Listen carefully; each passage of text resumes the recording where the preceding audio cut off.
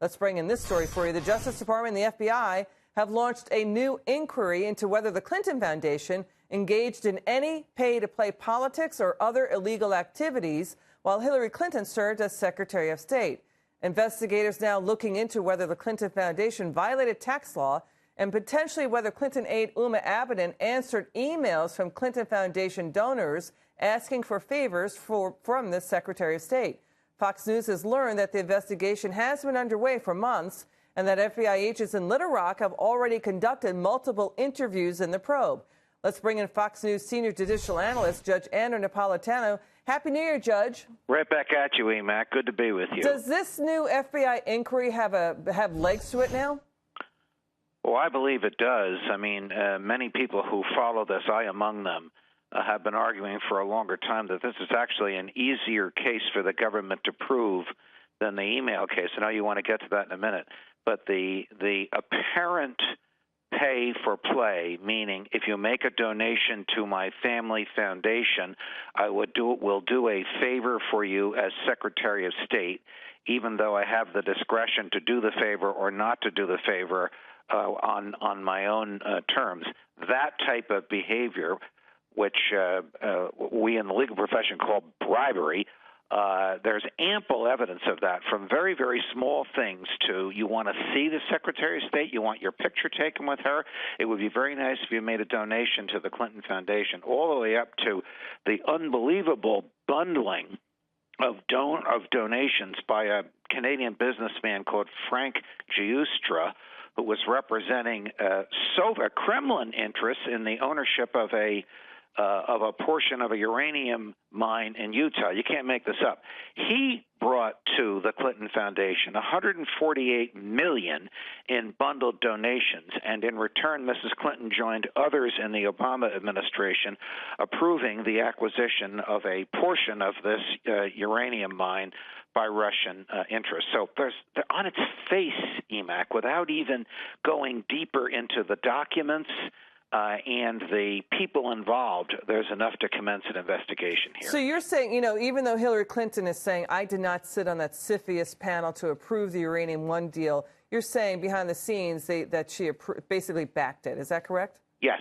I'm saying that she sent an emissary to the meeting at which everybody raised their hand and said approved. Was she physically at the meeting? No, she's too smart to do that. Judge, wasn't it always strange that Hillary and Bill Clinton ran $1 billion foundation while Hillary was Secretary of State and making a run for the president? I mean, that foundation took money from foreign governments, including Saudi Arabia. It just seems so strange, right?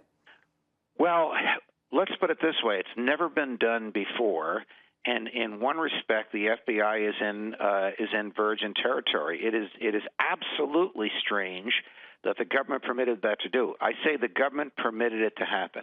Every one of those donations, every one of those donors received some benefit from some government, because the Clinton Foundation, whether you think it's a criminal enterprise, a slush fund, or the next Red Cross, whatever you think it was, it did certify that tax-exempt foundations or donations were made to it in many states and in many areas where it did not have the authority to do so. So the worst thing that can happen to Bill and Hillary, short of being indicted, is for the government to claw back money from their donors who took tax breaks to which they weren't entitled because the foundation was not properly registered as a bona fide charity. Yeah, that's the big one. I'll tell you, the IRS and the potential tax violations is a big angle on the story. I'm glad you brought that up, Judge, because we just want to get clarity on this. Investigative reporter Sarah Carter says we may be hearing more about the Clinton Foundation. Let's take a listen. Not only with regard to the Uranium One scandal, but all we have to do is look at what happened with the Clinton Foundation.